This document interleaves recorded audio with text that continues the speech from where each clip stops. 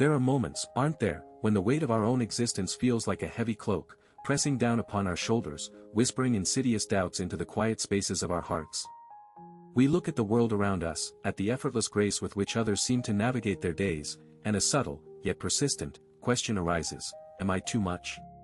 Too much for my friends, too much for my family, perhaps even too much for the very fabric of divine love that supposedly holds all things together. It's a profound loneliness, this feeling of being a burden, a sense that our presence, our struggles, our very essence, is an imposition on the lives of those we hold dear, and on the boundless heart of the infinite. This is not a fleeting thought, but a deep-seated ache, a shadow that can lengthen and darken even the brightest of days, making us shrink away, wishing we could simply disappear, leaving behind only a void where our perceived heaviness once resided.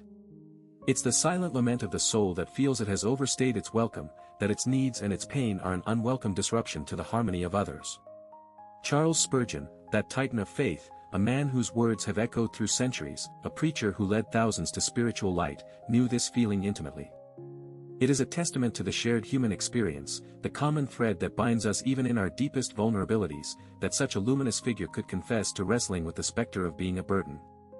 Imagine the man who filled cathedrals with the power of his voice, who penned volumes of wisdom that continue to nourish souls, admitting that he often felt he was a weight to his closest companions, a drain on his beloved church, and even a strain on the tender bonds of his own family. This isn't a confession of weakness, but a profound revelation of the internal landscape, a reminder that even those who stand tall in faith can feel the sting of self-doubt, the gnawing fear that their very existence is an inconvenience. His honesty in this regard offers us a unique vantage point, a shared space where we can acknowledge our own similar sentiments without shame, without the isolating judgment that so often accompanies such feelings. It is within this shared vulnerability that the seeds of a different understanding can begin to sprout, a gentle invitation to look beyond the perceived burden and discover the enduring truth of our worth.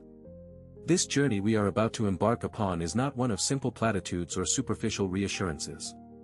It is an exploration into the very heart of what it means to feel like a burden, to delve into the roots of that pervasive feeling and to unearth the profound spiritual truths that lie beneath the surface of our self-doubt.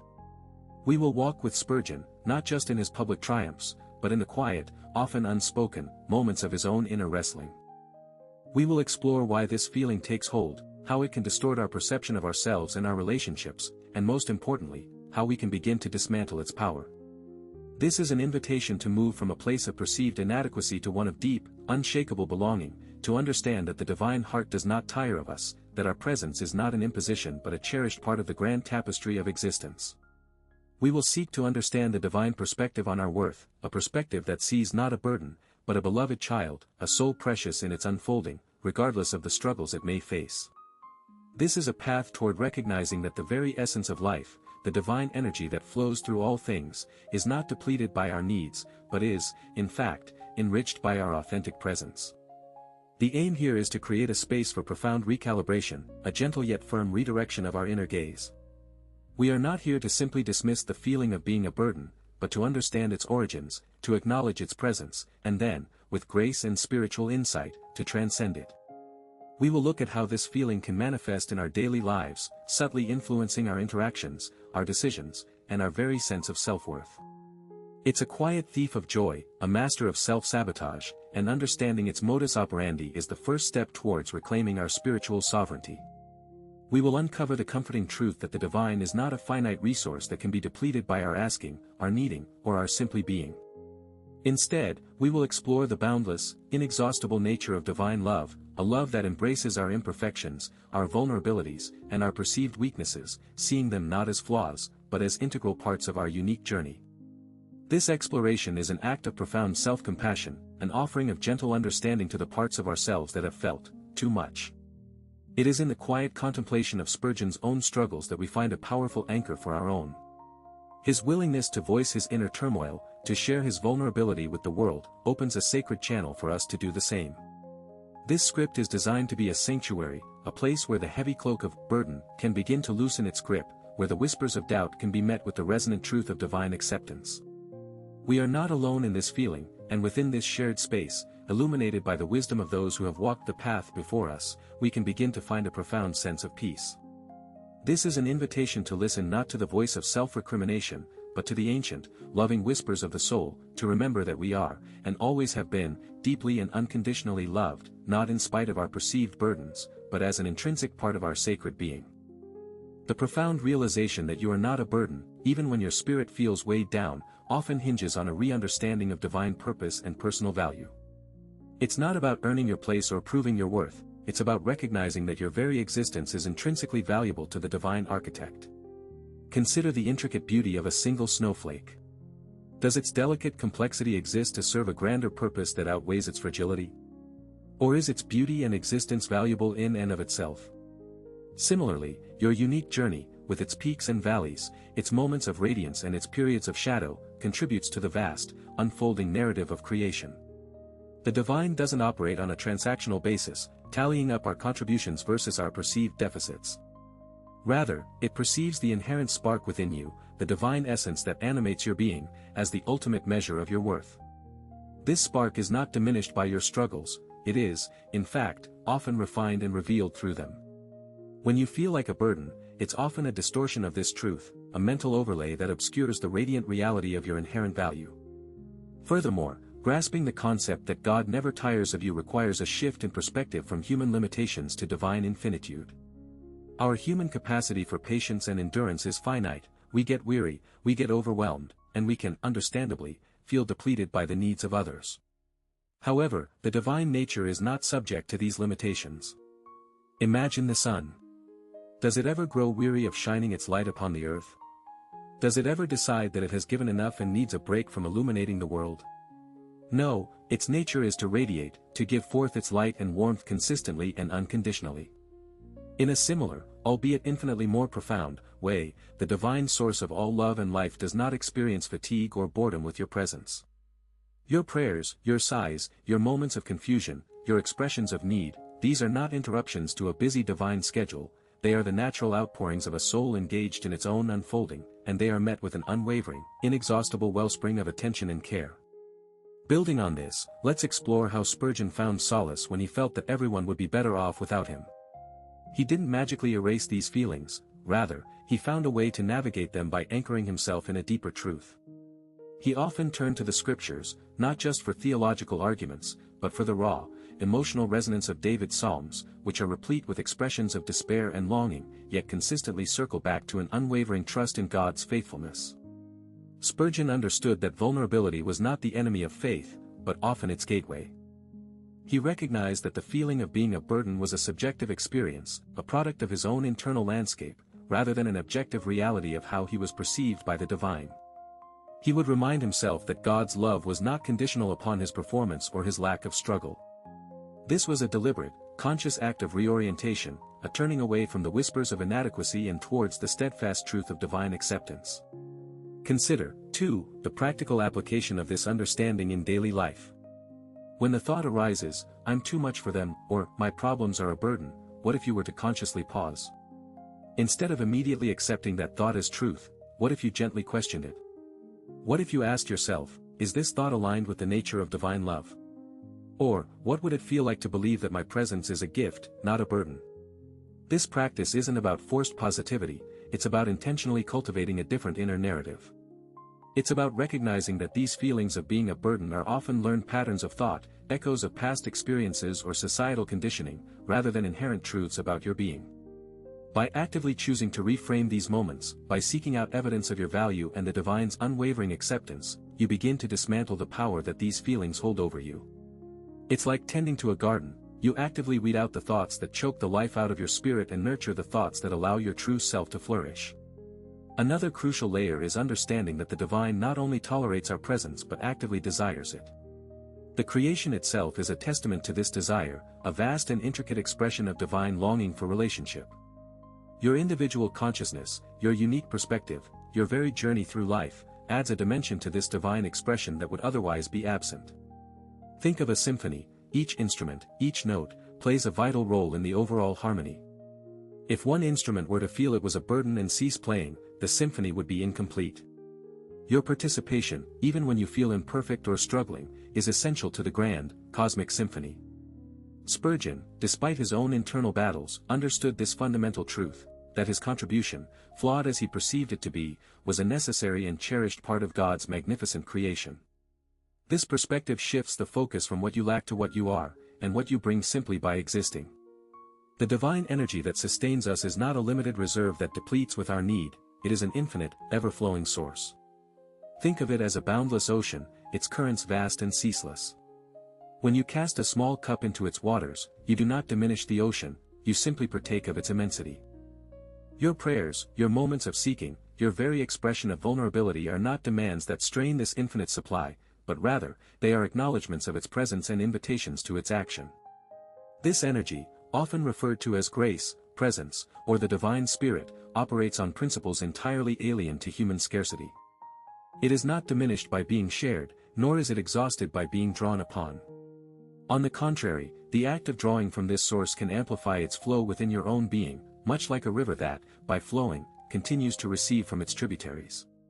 Consequently, feeling like a burden implies a misunderstanding of this fundamental spiritual economy, a projection of human limitations onto a reality that is inherently abundant.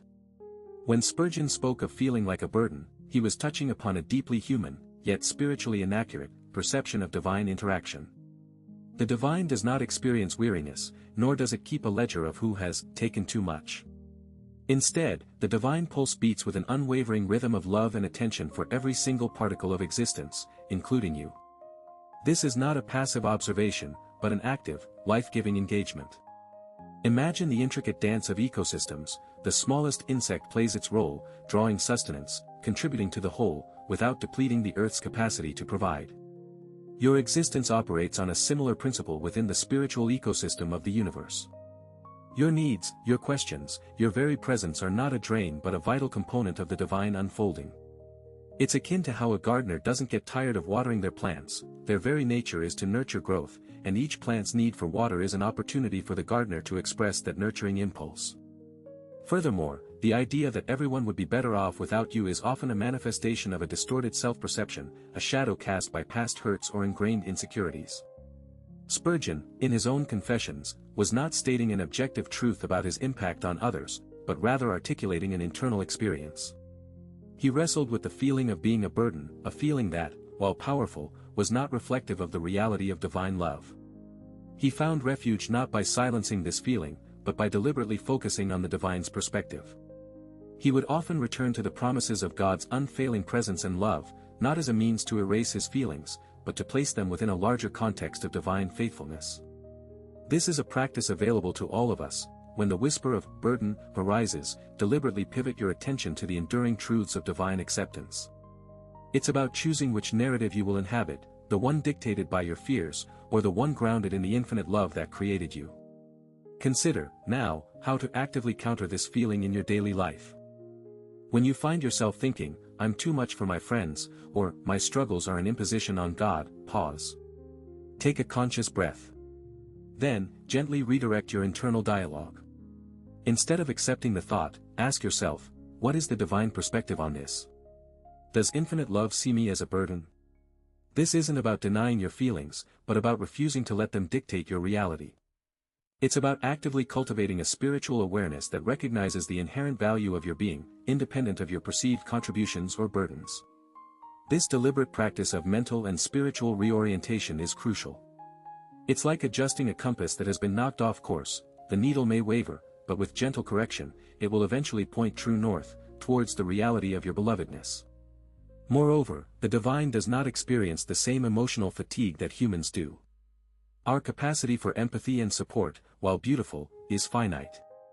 We can become drained, overwhelmed, and even resentful when our resources are consistently stretched.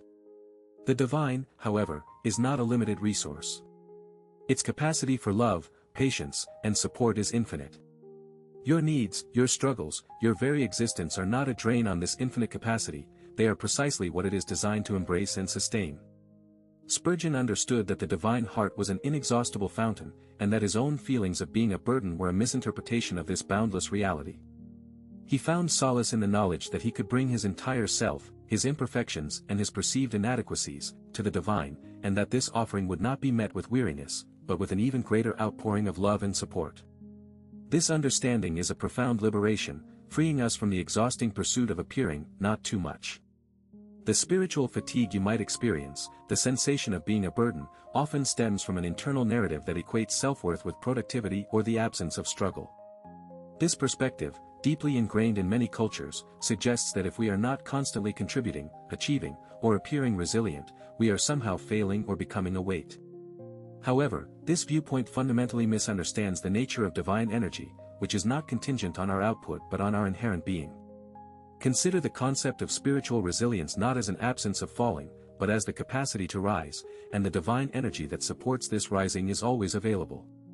It's not a reward for enduring hardship, but the very essence that enables endurance. When you feel depleted, it's an invitation to reconnect with this inexhaustible source, to recognize that your need for rest or support is not a sign of weakness, but a natural human rhythm that the divine readily accommodates. Furthermore, the feeling of being an imposition, particularly on God, arises from projecting human relational dynamics onto the divine. We often assume that if we ask for too much, or if our needs are too complex, we might overburden or annoy a divine entity, much like we might feel with a human friend. This anthropomorphism, while natural, obscures the transcendent nature of the divine. The divine is not a finite being with limited emotional or energetic capacity. Instead, it is the infinite ground of all being, the source from which all energy flows. Your requests are not seen as inconvenient demands, but as expressions of your connection to this source, invitations for its energy to manifest in your life. Think of a vast, interconnected network. When one node sends a signal, the entire network responds, not out of obligation, but because that is its inherent function. Your spiritual signals, your prayers, your moments of need, are part of this divine network, and the response is an intrinsic part of its existence. Building on this, the notion that everyone, including God, would be better off without you often stems from a misunderstanding of the divine's perspective on individual value. The divine doesn't operate on a utilitarian calculus where only the most functional or least troublesome elements are deemed valuable. Instead, every element of creation, including your unique consciousness and your journey, is considered intrinsically precious. Spurgeon's own struggles, his bouts of depression and feelings of inadequacy, were not seen by him as disqualifiers from divine favor, but rather as part of the landscape of his human experience, a landscape that the divine embraced. He found solace not by pretending these feelings didn't exist, but by anchoring himself in the divine's unwavering affirmation of his worth, a worth that was not earned but bestowed. Consider how this applies when you feel overwhelmed by your own emotional state. The impulse might be to withdraw, to shield others from your perceived negativity, believing you are a burden. However, a deeper spiritual insight suggests that acknowledging your feelings, even the difficult ones, and bringing them into the light of divine presence, is not an imposition but a form of spiritual honesty. It's like a plant that, when it needs water, visibly wilts. This wilting is not an attempt to burden the gardener, but an honest expression of its need. The divine, in its boundless capacity, is not burdened by your emotional wilting, rather, it is the source from which you can draw the sustenance to flourish again. Embracing this perspective shifts the focus from managing your perceived burden to actively seeking the divine wellspring of renewal. Another crucial layer is understanding that the divine's love is not a conditional currency that can be depleted by your needs or struggles. It is an unconditional, ever-present reality. When you feel like a burden, you are, in essence, projecting a human scarcity mindset onto a divine abundance. Spurgeon, in his moments of despair, would remind himself that God's love was not a limited supply that he was consuming too much of.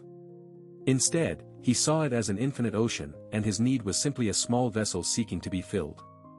This reorientation is powerful. It transforms the feeling of being a drain into the realization of being a recipient, a participant in a continuous flow of divine grace.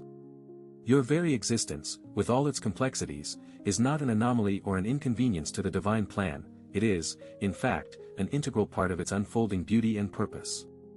As we stand at this juncture, having navigated the intricate landscape of our inner world and the profound currents of divine energy, a subtle yet significant shift begins to coalesce within our awareness. The threads of our exploration, woven through moments of vulnerability and illuminated by timeless wisdom, now begin to interlace, forming a more coherent tapestry of understanding. It is as if disparate notes, once heard individually, now harmoniously blend into a resonant chord, revealing a deeper melody. The initial invitation to stillness, to simply be present with ourselves, has unfurled into a recognition of the soul's enduring presence, a presence that is not diminished by our perceived flaws but is, in fact, the very essence of our being. Reflecting on this journey so far, we can perceive how the very energies we've discussed, the unwavering flow of divine love, the quiet power of surrender, the transformative potential of gratitude, are not abstract concepts but tangible forces that shape our lived experience. They are the unseen architects of our inner resilience, the subtle currents that can lift us when we feel adrift. The understanding that spiritual fatigue is not a testament to our inadequacy, but an invitation to deeper restoration, has begun to soften the harsh judgments we might place upon ourselves. It's akin to a gardener tending to a plant that needs more water. The plant's need is not a failing, but an opportunity for nurturing, for the gardener to provide the very sustenance required for growth. In light of these insights, the path forward, though still unfolding, begins to reveal itself with a gentle clarity. The practical tools of conscious living, the mindful breath, the quiet intention, are not merely techniques for managing stress, but gateways to a more profound communion with ourselves and the divine. They are the anchors that hold us steady amidst the inevitable ebb and flow of life's experiences, enabling us to navigate with greater presence and purpose. This journey has been about more than just acknowledging difficult feelings. It has been about reframing our relationship with them, understanding them not as insurmountable barriers, but as signposts pointing towards deeper truths about our inherent worth and the boundless nature of divine support. As we pivot towards the final reflection, consider the cumulative effect of these interwoven insights. They converge not to offer a definitive end, but to open a space for sustained presence, for a way of being that is both grounded in reality and uplifted by spiritual truth. The feeling of being a burden, once a heavy shroud, begins to lift, revealing the luminous, cherished essence that has always resided within. This transition is not about erasing the past or denying the reality of struggle, but about integrating these experiences into a larger narrative of love, resilience, and unwavering divine connection. It is in this space of integrated understanding that the final affirmation finds its most potent resonance, anchoring us in the enduring truth of our belovedness. The journey we have shared, from the quiet whispers of feeling like a burden to the resonant truth of divine abundance, culminates not in an ending, but in a profound awakening to a more integrated way of being. The echoes of Charles Spurgeon's own deeply human struggles have served as a compassionate mirror, reflecting back to us the universal experience of self-doubt, the insidious notion that our presence might be an imposition. Yet, within those reflections, we have unearthed a far more powerful reality, that the divine heart knows no weariness, that its love is an inexhaustible ocean, and that our very existence is not a deficit, but a cherished contribution to the cosmic symphony. This understanding transcends mere intellectual assent. It is a call to embody a truth that reorients our entire inner landscape, shifting the focus from perceived limitations to inherent worth. The feeling of being a burden, when examined through the lens of divine omnipresence and infinite capacity, begins to dissolve its power. It is revealed not as an objective truth, but as a subjective interpretation, a narrative woven from the threads of human frailty. The divine does not operate on a system of finite resources, where our needs deplete its reserves. Instead, it is the boundless source from which all life flows, and our engagement with this source, our very act of reaching out, is not an imposition but an affirmation of our interconnectedness. This is the core insight, that your presence, in its entirety, your joys, your sorrows, your moments of strength, and your times of vulnerability, is not only accepted but deeply valued within the grand design. It is this unwavering acceptance that liberates us from the exhausting pursuit of perfection, allowing us to stand in the simple, profound truth of our being. Therefore, the practice begins not in striving to be less of a burden, but in consciously embracing the truth that you are, inherently and unconditionally, enough. It is in the quiet moments, when the old whispers of inadequacy resurface, that the real work unfolds. It is there that you can gently redirect your focus, not to deny the feeling, but to place it within the context of divine love, to remember that the sun does not tire of shining, and neither does the divine tire of illuminating your path. This is the essence of spiritual resilience, not the absence of struggle, but the unwavering trust in the ever-present support that sustains you through it. The true practice, then, is to live from this place of divine affirmation, to walk through life with the quiet confidence that your presence is a gift, and that the infinite love that created you will never grow weary of holding you. The most profound healing comes from recognizing that you are not a problem to be solved, but a beloved soul to be cherished, always and eternally.